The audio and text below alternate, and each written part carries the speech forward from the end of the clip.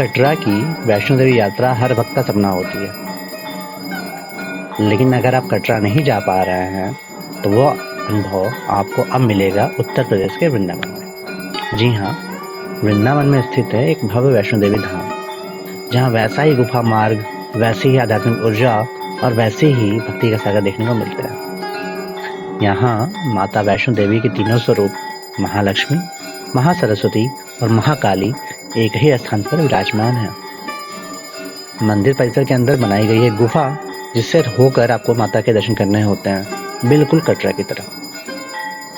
सामने आप कैंपस देख रहे होंगे। अब आगे हम गुफा मार्ग की तरफ चलेंगे। श्रद्धालु जो हैं नवरात्रि के दौरान यहाँ बड़ी संख्या में पहुँचते हैं। हर कोई माता के जयकारे लगाते हुए अपनी मनोकामना के साथ दर्शन करता है। अगर इस नवरात्रि में आप कहीं जाना चाहते हैं और कटरा नहीं जा पा रहे हैं, तो वृंदावन में इस पावन धाम में जरूर आइए।